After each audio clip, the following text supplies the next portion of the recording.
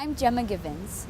More than 10,000 community members from across the Twin Cities gather annually at the Minneapolis Indian Center. They take part in various services like ones that address social and educational issues. It's one of the oldest Indian centers in the country. Michiana Hutcherson takes us to the center that's been around since 1975. The Minneapolis American Indian Center in Minnesota takes pride in calling itself the heart of urban Indian country. One of the services it provides on a daily basis is the Elders Lunch. Elders meet to socialize and enjoy a free meal. Phyllis LaPointe says she goes to the center for lunch faithfully, whether it's a holiday or just a Monday afternoon. They have a Thanksgiving meal every November, so I always attend. I always come here because the food's great. Another program focuses on the youth. The Golden Eagles program is designed to make culture a part of children's lives. Ron Bear Chronic says the center gives young people a chance to get away from drugs and violence and into an environment where they can learn about tradition and ceremonies. Indian kids got to learn how to respect their parents. They got to start getting traditional. A lot of kids don't even go to ceremonies. They don't go to powwows, and that's what's really bad about it. The parents don't teach them how to go to ceremonies, Sundance or sweat lodge, and they're getting away from all their culture, more involved in gangs and drugs and their own ceremonies. LaPointe says the Indian Center is getting better with time. It's getting greater every year since the first time I've been here, since '94. Yeah, they really help people here. The center is known as a small refuge where Native people gather away from the reservation. For Native Voices, I'm Michiana Hutcherson in Minneapolis, Minnesota. Brandy Chavez also visited the Indian Center. She sat down with the director. It was founded in the late 60s as an idea to protect Native people's interests in an urban setting. It's one of the centers of the Twin Cities community for a lot of years. Because we have 9 different programs here. They all service a different function. We've done a lot of funerals and our wakes that are meant to be open all night. With my daughter, we were able to have her in a teepee out in front of the building. I remember I grew up in South Minneapolis here, and I remember my mother bringing me when I was about 4 years old up to this place when it was first opened, and she told me that this is a place that belongs to us. I'm Ari Spalla here at the Dream of Wild Health Farmers Market here in St. Paul. This is a market unlike others where tradition, culture, and health merge. If we can introduce our young people not only through the vegetables, but the culture about how important it is and was to our people, to be gardeners. We were always organic. That's nothing new to our people. We just have to reclaim it, and go back. And what we have left, we donate. We donate back to the community. And so everyone gets to share in this garden, one way or another. I've learned some marketing skills, some selling skills. I don't know how you say it. Salesperson skills, working at the market. I learned better eating habits because we cook the food that we grow too. For Native Voice, this is Mari Spalla. You're probably wondering about the Peanuts art around town, like my friend Lucy here. St. Paul is home to Peanuts creator Charles Schultz. Here's what some of the locals had to say about the art.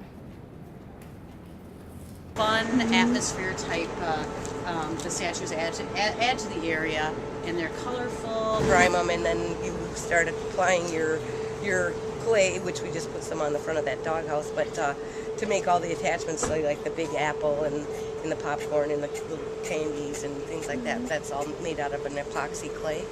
And then we paint and clear coat them. You can find Charlie and the rest of his gang in Rice Park, which is located in downtown St. Paul. For Native Voice, I'm DeRay Friday. I'm Kira Lashilu. As many of us know, Natives love rock and roll music. Starting this week, an event showcasing indigenous music and movies debuts in Minneapolis.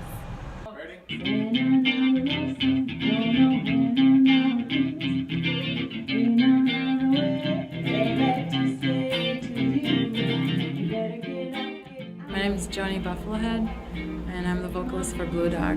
We are original blues rock influenced group. Our group is made up of 5 people right now. We have Chuck Davis, he's our drummer and percussionist, and we have Tom Cease, and he plays our bass, and Eric Buffalohead is our guitarist, Alexandra's our keyboard, and I write the lyrics and sing.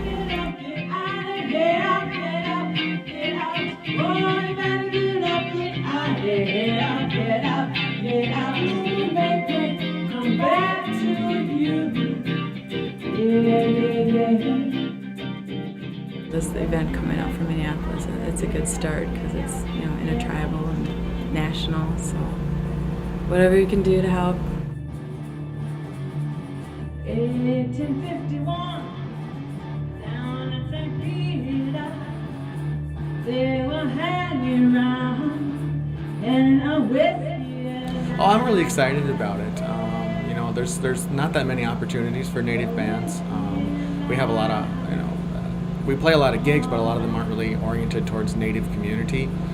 So to be able to do something that highlights our culture is really exciting. We've got some cool songs we're going to play for that gig, including this one that's very political, 1851, which takes the history of the Dakota and Minnesota and just basically throws it out there and says, here you go, time to stop denying this real events that happened here in Minnesota. My name is Mary Lynn Pulsher, and I'm with the Minneapolis Park and Recreation Board. This is the first year that we'll be doing Indigenous music and movies, and it came about from the fact that we had done an interpretive plan for the area surrounding St. Anthony Falls, and one of the weaknesses was we were not telling enough about the Dakota story for the riverfront. And since we're parks and we do a lot of music and movies over the course of the summer, we said, you know what, we should do this and let's create a series. So we have a 4-part series of music and movies, and our partners in this are First Nations Composers Initiative and then Megazee Communications. I'm Sisituan and Shishangu. I grew up here in the Minnesota area, Minneapolis area, and my name is Joel Arcorn. I work with the First Nations Composer Initiative, which is a music re-granting program, and we also have an education component. Well, what's so cool about it, I think, is not only it's the first time, you know, it's the Indigenous movies. They're all they're all produced by American Indians. They're all American Indian actors, and it's free. I mean, you know, it's not often that we get to get out and see movies that are produced by us, for us. We've got a really great community here in the Minneapolis, Twin Cities area.